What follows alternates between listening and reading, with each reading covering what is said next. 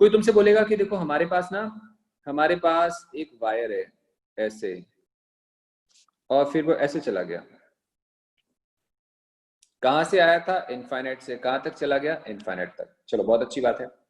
फिर किसी ने बोला कि तुमने ना इसका जो एंगल बाइसेक्टर है, एंगल बाइसेक्टर पे यहाँ पे कहीं मैग्नेटिक फील्ड कैलकुलेट करनी है, और ये एंगल है थीटा के इक्वल, और ये भी है थीटा के इक्वल, और ये डिस्टेंस है ए के इक्वल। समझना ध्यान से। और यहां से करंट आई आ रहा है, और आई चला गया, ये गया। और बताओ ये पी पॉइंट है, पी पॉइंट पे कितनी फील्ड आएगी? देखा जाए तो ये सेम क्वेश्चन है। मतलब जो अभी मैंने पढ़ाया था, मैंने क्या पढ़ाया आपको? एक स्ट्रेट वायर की वजह से मैग्नेटिक फील्ड निकालनी है, वो मैंने बताया, और ये वही है। तो लेकिन दिक्कत कहां पे आएगी? हम समझ नहीं पाएंगे कि करें कैसे, तो आपको दिक्कत आ जाएगी। तो सबसे पहले समझने की ट्राई करो कि हमने यहां पे फील्ड कैलकुलेट करनी है, तो हम क्या करें। तो सबसे पहला स्टेप है, मैं आपको 20 सेकंड का टाइम देता हूं, आंसर निकालो।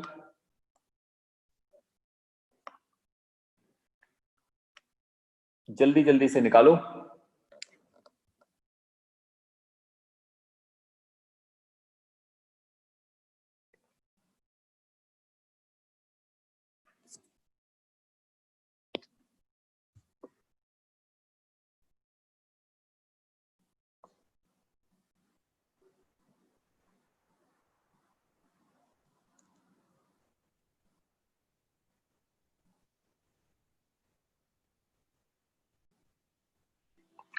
Okay, time is up.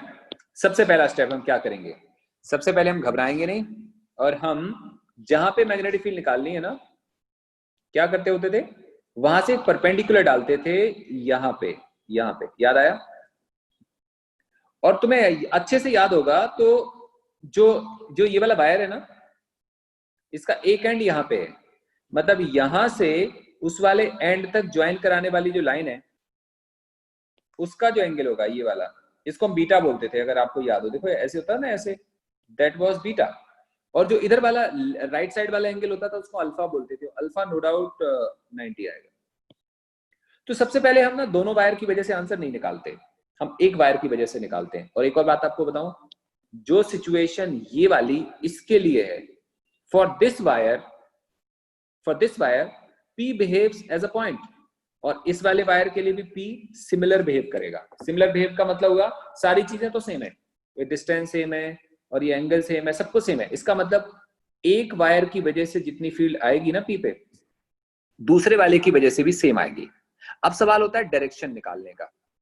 वैसे तो मैंने आपको एक बात बताई थी, कल शॉर्टकट समझाया था कि अगर कोई साइक्लिक ऑर्डर में वायर हो, जैसे ये ऐसे ऐसे ऐसे ऐसे ऐसे ऐसे ऐसे, और कोई बोले यहाँ पे मैग्नेटिक फील्ड निकालो, तो कभी भी कैंसिल आउट नहीं होती थी, आपको याद होगा। अगर करंट ऐसे जा रहा है, ऐसे जा रहा है, तो तुम किसी भी पार्ट की बात करोगे ना, हर इंडिविजुअल पार्ट की वजह से, यहाँ मैग्नेटिक फील्ड की डायरेक्शन सेम डायरेक्शन में आएगी, मतलब ऐड होगी इन शॉर्ट। और यहाँ से ये वाला केस भी तो सेम है। इस वाले केस में क्या हो रहा है? एक वायर ऐसे जा रहा है, फिर ऐसे जा रहा है। नो डाउट है साइक्लिक लूप पूरा कंप्लीट नहीं हुआ, बट फिर भी है तो उसी ऑर्डर में ना, ऐसे जा रहा है और ऐसे जा रहा है। कुछ चीजें अगर हमारे दिमाग में रहेंगी तो टाइम एग्जाम हॉल में खराब नहीं होता। तो जो मैं आपको शॉर्टकट समझाने की कोशिश कर रहा हूं कि इसके और इसकी वजह से जो मैग्नेटिक फील्ड यहाँ पे आएगी, वो सबट्रैक्ट नहीं होगी बट ऐड होगी। बात आती है चेक करने की। राइट हैंड, अपने राइट हैंड के थंब को इस वायर के अलोंग रखो, और फिंगर्स को इसकी तरफ रखो। Direction of push of palm किधर आएगी? Direction of push of palm कहां पे आएगी? नीचे की तरफ आएगी। एक काम करो, इस वाले वायर की तरफ राइट हैंड थंब रखो, राइट हैंड थंब इस वायर की तरफ रखो, और फिंगर कहां पे करनी है? फिंगर यहां पे अलाइन करो। पुश ऑफ पाम अगेन किधर आएगा? अंदर की तरफ आएगा। मतलब दोनों की मैग्नेटिक फील्ड क्या होगी? ऐड होगी। अब हम करते हैं क्या है, अब हम बात करते हैं, इसको हम बोलते हैं परपेंडिकुलर डिस्टेंस आर। याद आया? एक लाइन में आंसर निकालेंगे हम, क्या बोलेंगे? मैग्नेटिक फील्ड एट P, इसको P बोल दिया था ना, ड्यू टू वन वायर। अभी हम बात करते हैं केवल एक वायर की, is B equal to mu naught upon 4 pi I by R। याद है ना? Sine alpha plus sine beta. Basically sine alpha आएगा 90 प्लस साइन जिसको हमने बीटा बोला वो आएगा 90 माइनस थीटा। कैसे? अच्छे से क्लियर है? अगर ये थीटा है, ये 90 है, तो ये कितना एंगल आएगा? 90 माइनस थीटा आएगा। तो यहां से रिलेशन क्या आएगा? रिलेशन आएगा mu naught by 4 pi I by R, और साथ में आएगा 1 प्लस साइन 90 माइनस थीटा क्या आएगा? Cos theta. ये वैल्यू अभी आर तो हमें गिवन नहीं था ना, आर गिवन नहीं था, लेकिन आर हम निकाल सकते हैं। ये क्या चीज है? ये ए है, ये थीटा है। बेटा आर कितना आएगा? आर आएगा ए साइन थीटा के इक्वल। क्लियर है? तो हम यहां से बोल सकते हैं this B equal to mu naught by 4 pi I by R. I by R का मतलब क्या हुआ? ए साइन थीटा, और साथ में आएगा 1 प्लस कॉस थीटा। हम चाहे तो इसको सिंप्लीफाई कर सकते हैं थीटा बाय 2 के टर्म्स में, बाकी तो मैथमेटिक्स है ना। कैसे करेंगे? कॉस थीटा को लिखेंगे हम 2 cos square theta by 2 minus 1, और नीचे साइन थीटा को लिखेंगे 2 sine theta by 2 cos theta by 2। मैं लिख देता हूं। अगर हम चाहे तो सिंप्लीफाई कर सकते हैं, नहीं तो ये भी आंसर बिल्कुल सही है। यहां से आएगा आई बाय ए, साइन थीटा को हम लिख सकते हैं 2 sine theta by 2 cos theta by 2, और ऊपर क्या आएगा? ऊपर आएगा 1 plus 2 cos square theta by 2 minus 1। ये 1 से 1 कैंसिल हो गया, नीचे 2 से 2 कैंसिल होगा, एक कॉस से कॉस कैंसिल हो जाएगा। तो मुझे लग रहा है क्या वैल्यू आएगी? Mu naught by 4 pi I by A, और यहाँ पे क्या आएगा? Cot theta by 2 is answer.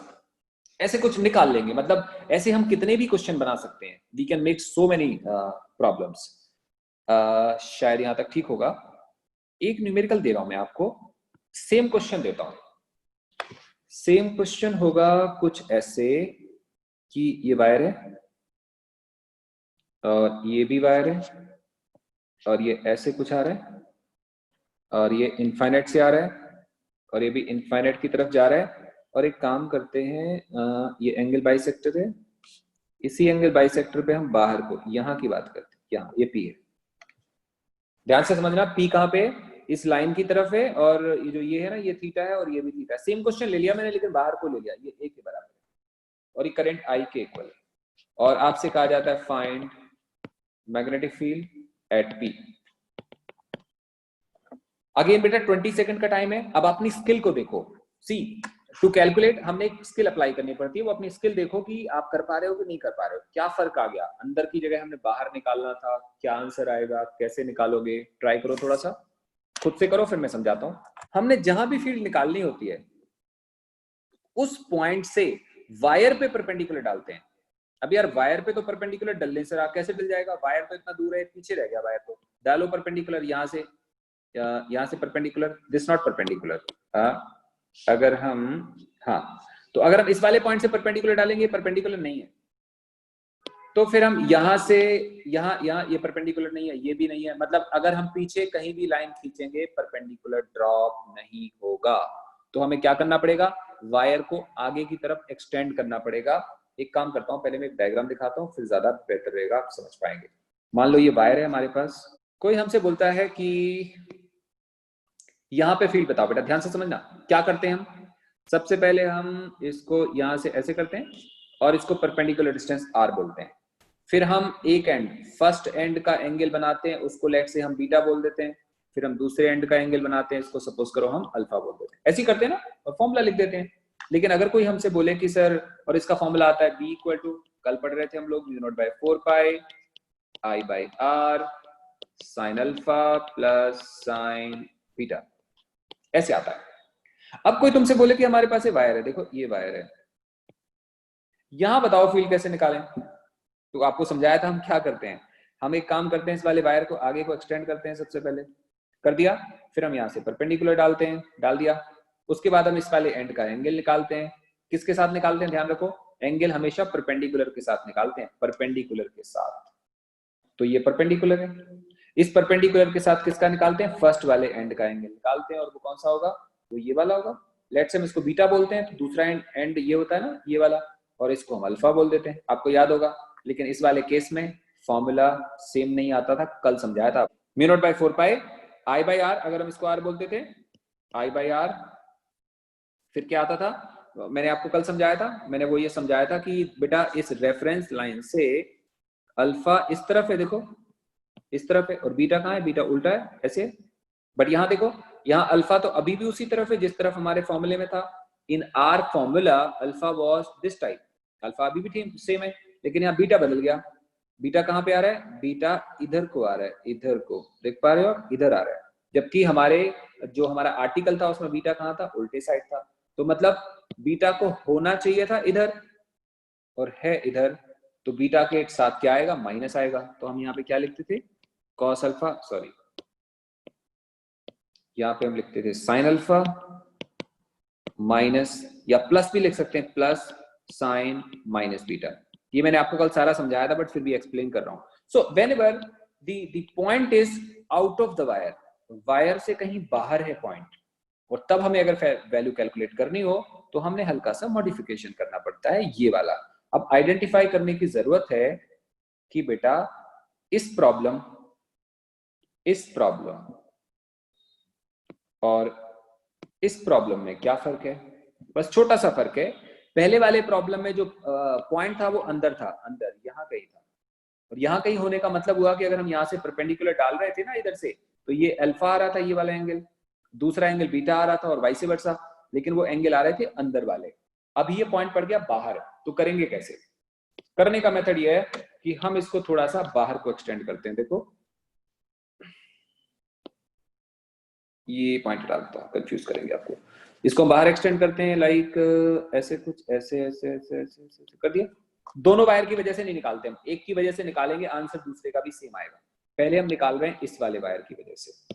क्या करोगे? तुमने एक्सटेंड कर दिया, अब तुम क्या करोगे?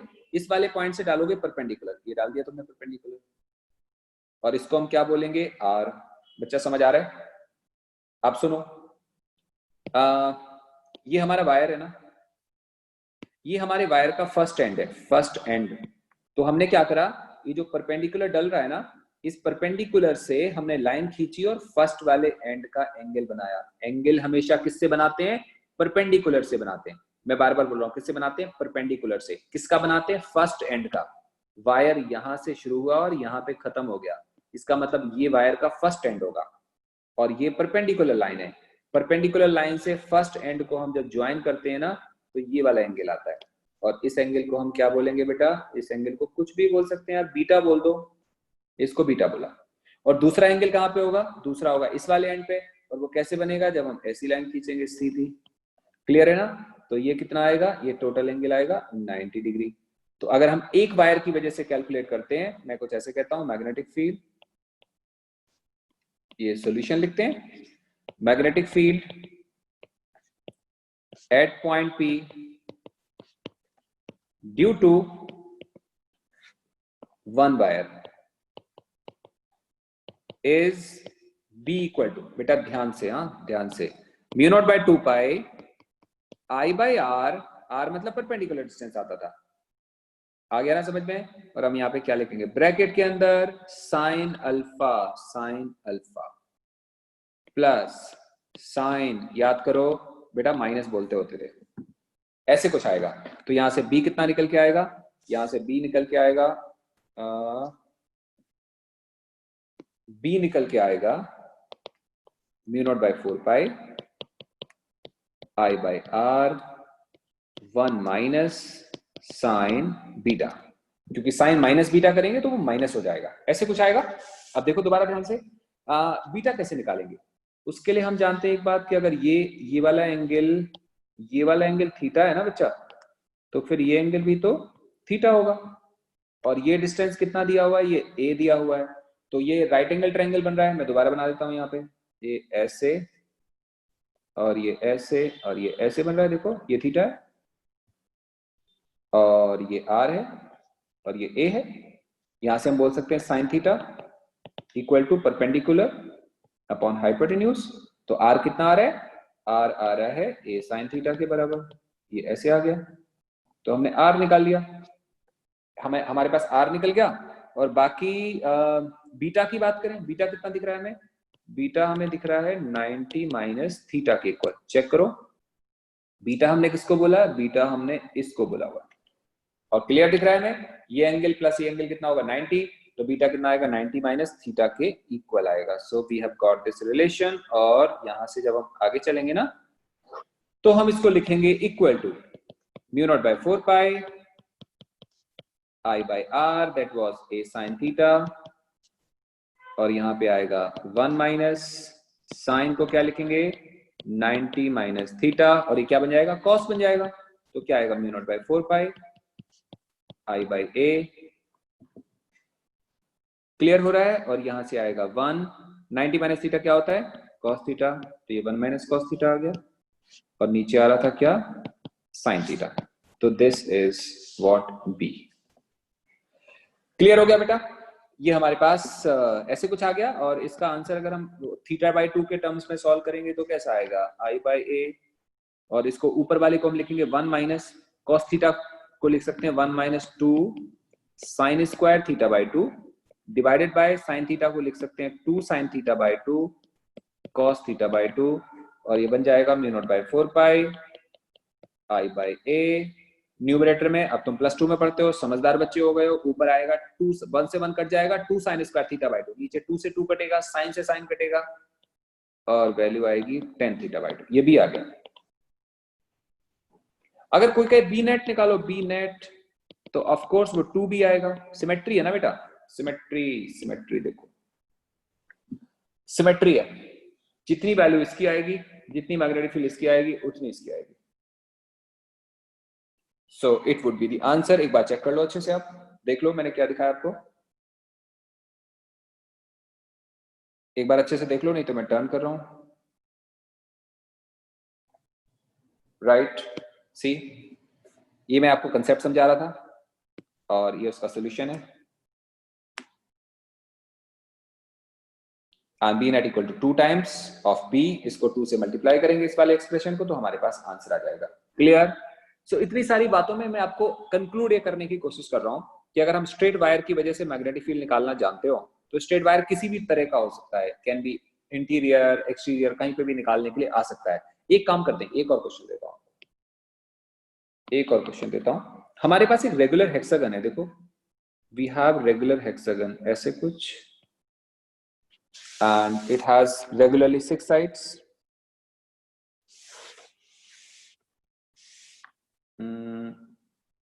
ऐसे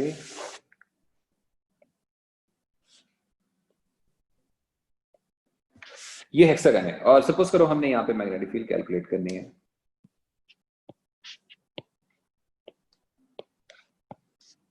यहाँ पे फील्ड कैलकुलेट करनी है, और इन सब की साइड ए के इक्वल है, और सब में करंट आई के बराबर फ्लो हो रहा है, और ये वाला पार्ट है, राइट।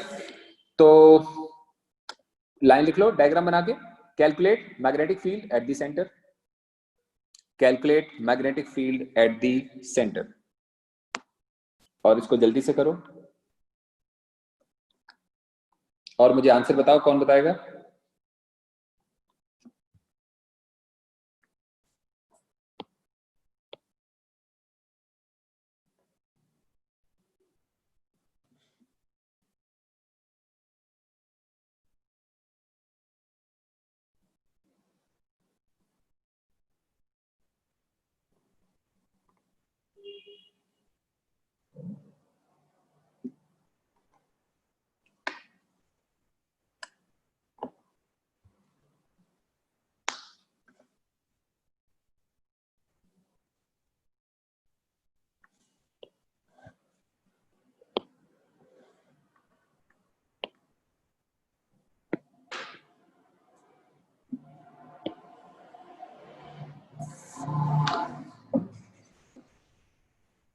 हाँ जी बच्चों, आंसर आया,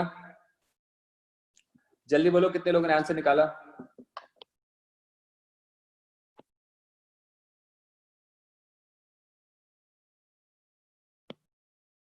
आ गया आंसर, बताओ कितना आएगा। 3 mu not I bye 2 pi A, okay right, let us सी, चलो देखते हैं। यस, तो यहाँ पे 6 वायर है, ऑब्वियस सी बात है, इसकी वजह से सेंटर फील्ड बाहर को आएगी, आउटवर्ड, इसकी वजह से भी आउटवर्ड, इसकी वजह से, सबकी वजह से आउटवर्ड आएगी। एक काम करते हैं, हम सिंगल वायर की वजह से निकालते हैं। तो सॉल्यूशन में field due to one wire, हम एक वायर की वजह से निकालते हैं। चलो डन। क्या करेंगे, जहां पे निकालनी है, याद है ना सेम काम करते थे, जहां निकालनी है वहां से परपेंडिकुलर परपेंडिकुलर हो गया। फिर उस पॉइंट से फर्स्ट एंड, इसको बीटा बोलते थे, इसको हम बोलते थे alpha, this is alpha. And शायद थोड़ी सी ज्योमेट्री आपको आती होगी, अल्फा और बीटा कितने होंगे, 30 डिग्री होंगे। ये टेंशन खत्म हो गया। एक और चीज आप जानते होंगे, ये जो रेगुलर हेक्सागन होता है वो इक्विलेटरल ट्रायंगल का फॉर्मेशन करता है ऐसे। इसका मतलब अगर ये ए है तो ये भी कितना होगा बेटा, ये भी ए के बराबर होगा। So this is also A. Perpendicular distance किसको बोलते थे हम, इसको बोलते थे, दिस वाज आर, ये आर होता था। तो field due to one wire जो आएगी वो कितनी आएगी, B equal to mu naught by 4 pi, याद करो, I by R sine alpha plus sine beta, sine 30 half, sine 30 half तो ब्रैकेट के अंदर की चीज कितनी बन जाएगी, 1 हो जाएगी, और यहां से वैल्यू आएगी mu naught upon 4 pi I by R.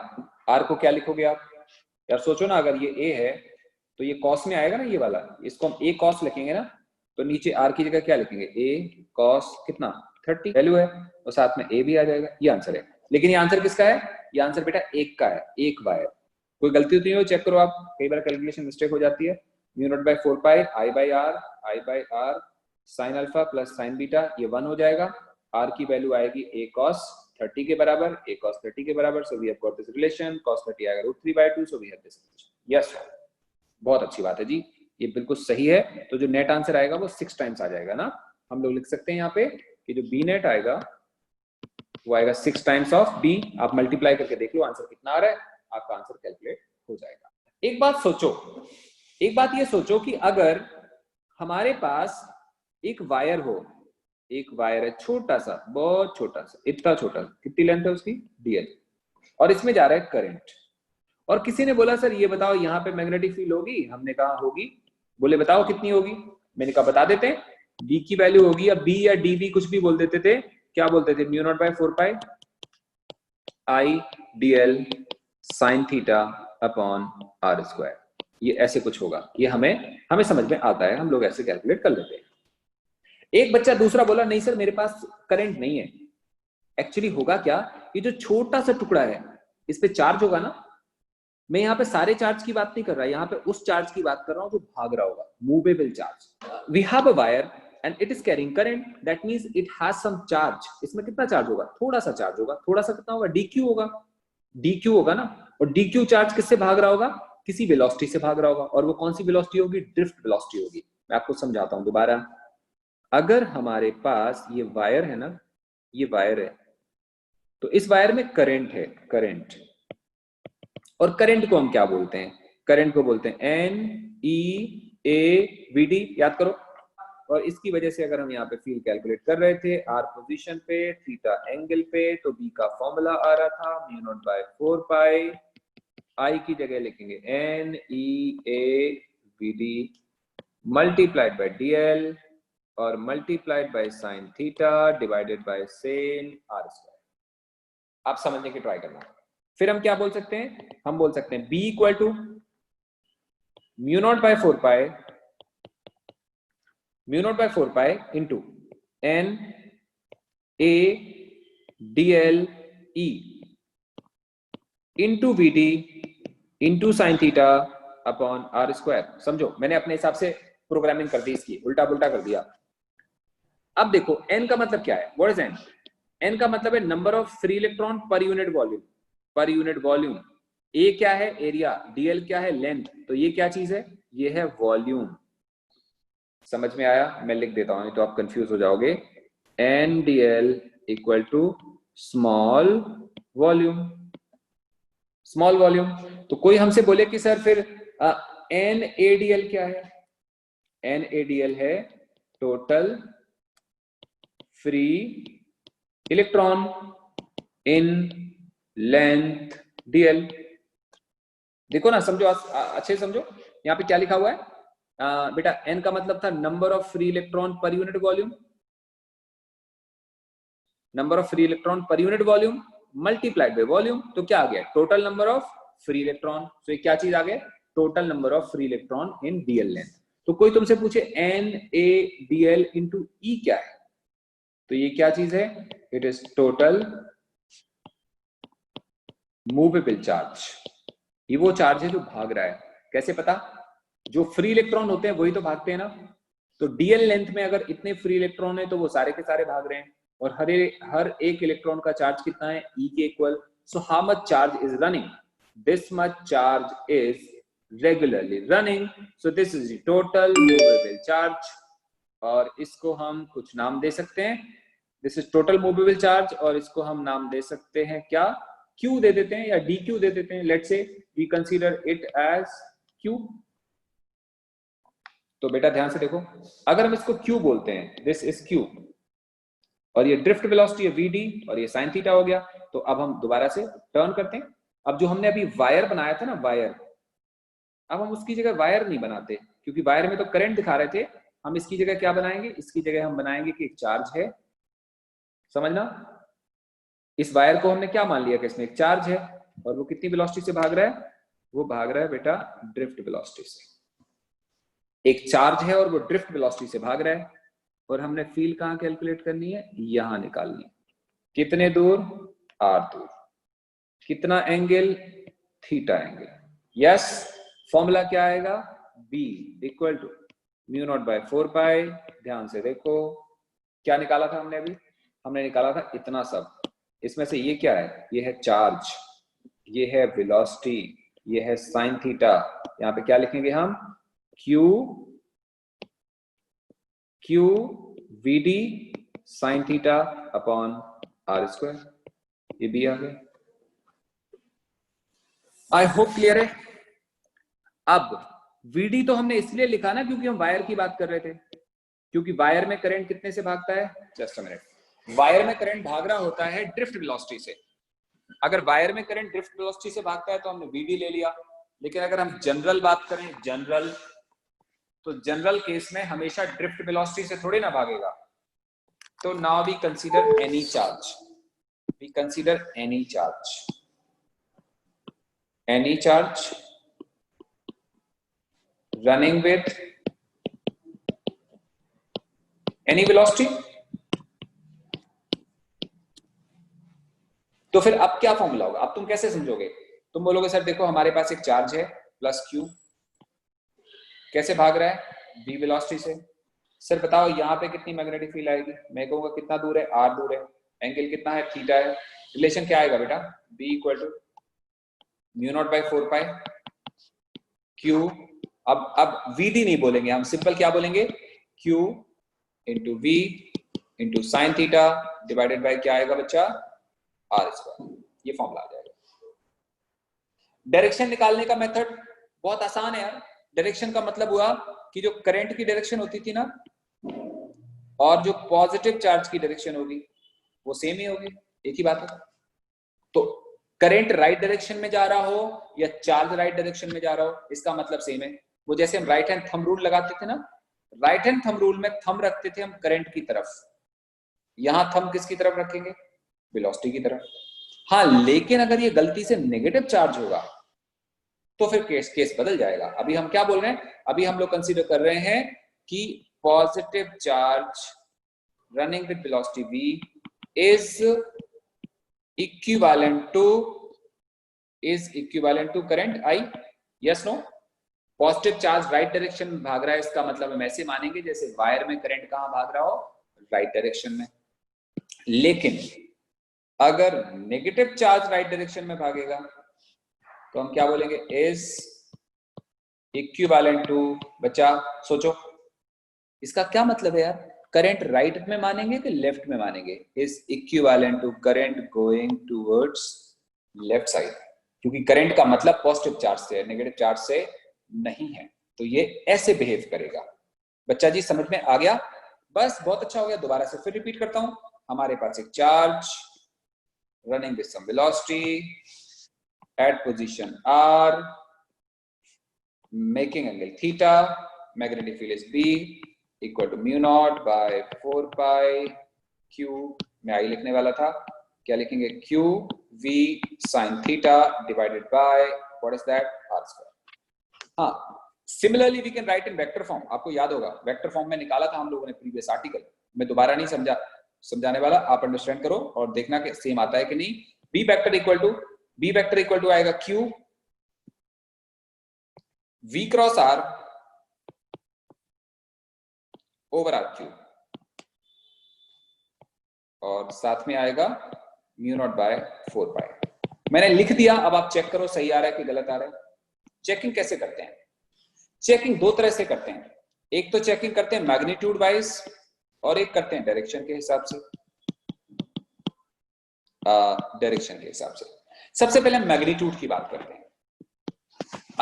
अगर हमारे सामने लिखा हो B vector equal to mu naught upon 4 pi Q V cross R over R cube, what do we think, इसका मैग्नीट्यूड कितना आएगा?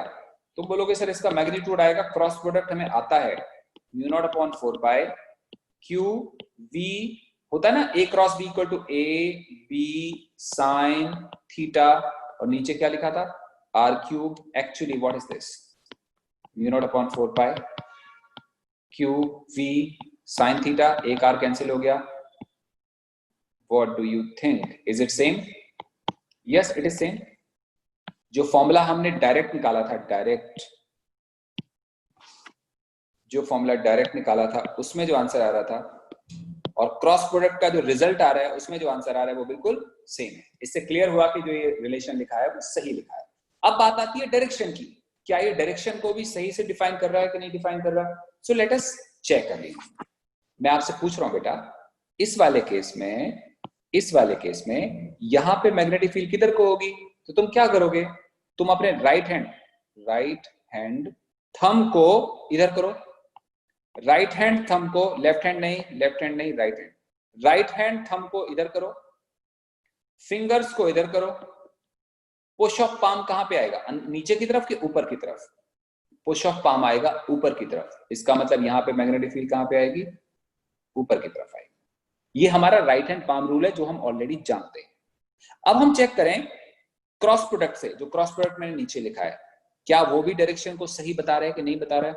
दोबारा लिखता हूं हमारे पास था charge going with velocity v, हमने कहां पे फील्ड निकालनी है, यहां पे इस जगह, और ये एंगल थीटा है। और b का फॉर्मूला क्या आ रहा है? b का फॉर्मूला आ रहा है mu naught by 4 pi q v cross r over r cube. Let us check direction same आ रही है कि नहीं। हमें अच्छे से मालूम है b की डायरेक्शन वही होगी जो इसकी डायरेक्शन है, और क्रॉस प्रोडक्ट में इसकी डायरेक्शन कैसे निकालते थे याद करो, राइट हैंड फिंगर्स, मैं बार बार रिपीट करता हूं यार तुम लोग कंफ्यूज ना हो जाओ, ये a वेक्टर है और ये b वेक्टर है। डायरेक्शन कैसे निकालते थे क्रॉस b की? अपनी फिंगर को अलाइन करते हैं किसकी तरफ, फर्स्ट वेक्टर की तरफ।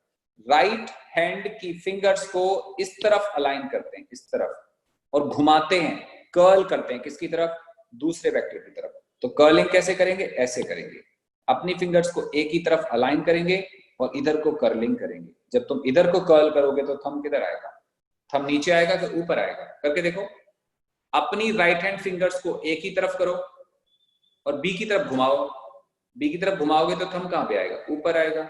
तो ऐसे वाले केस में जो डायरेक्शन होगी ए क्रॉस बी की डायरेक्शन वो कहां पे होगी, अपवर्ड होगी।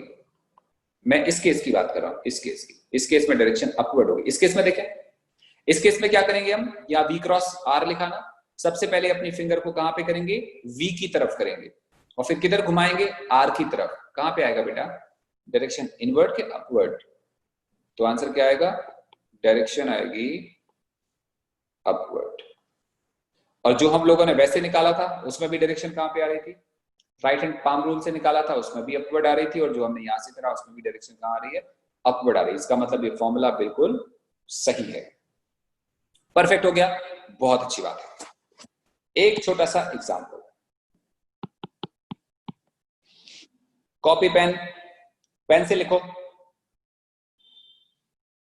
An electron in hydrogen atom an electron in hydrogen atom revolves with angular velocity omega. An electron in hydrogen atom revolves with angular velocity omega along anti-clockwise. Radius of atom is r. Radius of atom is r. Calculate magnetic field at the center of atom. Magnetic field at the center of atom. हाँ, so we have this circle और इस पे electron घूम रहा है. तो method 1 B को क्या लिखेंगे हम, म्यू नॉट बाय 4 पाई. ठीक है, अलग अलग मेथड से कर सकते हैं. पहला मेथड है mu naught upon 4 pi Q B sine theta upon R square, जहां पे आर क्या होगा, यहां से लेके यहां तक का डिस्टेंस होगा. डन हो गया. अच्छा एक चीज देखो, इलेक्ट्रॉन अगर एंटी क्लॉकवाइज में घूम रहा है ना ऐसे, तो इसकी वेलोसिटी किधर होगी, इसकी वेलोसिटी इधर होगी, और एंगल कितना बनेगा, 90 डिग्री बनेगा. तो थीटा कितना आएगा 90, तो आंसर कितना आएगा mu naught upon 4 pi Q मतलब ई, और v को हम क्या लिख रहे हैं, ओमेगा इंटू आर, याद है, divided by R square. So value कितनी आएगी, mu naught upon 4 pi e omega divided by r. This is b. Perfect. So this is mu naught upon 4 pi e omega upon r is the magnetic field at the center. अब सवाल ये होता है direction किधर होगी. तो पता क्या करो, बहुत ज्यादा कंफ्यूज होने की जरूरत नहीं है ना, हमने चार्ज के हिसाब से देखना है. हम क्या मानेंगे, हम मानेंगे this is equivalent to current इधर. यस नो, अभी यही तो समझाया था. अगर हमारा इलेक्ट्रॉन घूम रहा है एंटी क्लॉकवाइज में, तो हम क्या मान के चलेंगे, करंट कहां पे जा रहा है, करंट जा रहा है क्लॉकवाइज में. सो इलेक्ट्रॉन घूम रहा है एंटी क्लॉकवाइज में, तो करंट कहां पे जाएगा, करंट जाएगा क्लॉकवाइज में. आई होप आपको समझ में आ गया. तो इसके हिसाब से जो आंसर आएगा सेंटर पे मैग्नेटिक फील्ड का, वो आएगा इतना. और डायरेक्शन कहां पे आएगी, इस वाले केस में डायरेक्शन देखो, कल समझाया था आपको. सर्कुलर के केस में डायरेक्शन कैसे निकालते थे, अपनी राइट हैंड फिंगर्स को कर्ल करते हैं करंट के डायरेक्शन में. थंब कहां पे आएगा, थंब आएगा अंदर की तरफ. तो बेसिकली मैग्नेटिक फील्ड कहां पे आएगी, इनसाइड आएगी. ये एक मेथड है करने का. इसका दूसरा मेथड हो सकता है. दूसरे मेथड में हम लोग क्या मान के चलेंगे कि अगर इलेक्ट्रॉन रिवॉल्व कर रहा है ना, तो इलेक्ट्रॉन के रिवॉल्व करने का मतलब हुआ कि जब भी कभी इलेक्ट्रॉन घूमेगा तो ये बिहेव करेगा as a current, as a current. हम जानते थे. This is method 2. मेथड 2 हम मान के चलेंगे इलेक्ट्रॉन रिवॉल्व कर रहा है मतलब करंट है. करंट कैसे समझाएंगे, करंट समझते हैं हम चार्ज बाय टाइम से. चार्ज को क्या बोलेंगे ई, और टाइम को क्या बोलेंगे, टाइम पीरियड. टाइम पीरियड क्यों बोल रहे हैं, टाइम पीरियड हम लोग इसलिए बोल रहे हैं क्योंकि इसको घूमने में मतलब इलेक्ट्रॉन अभी यहां से निकलेगा, दोबारा यहाँ पे कितनी देर के बाद आएगा, कैपिटल टी टाइम के बाद आएगा.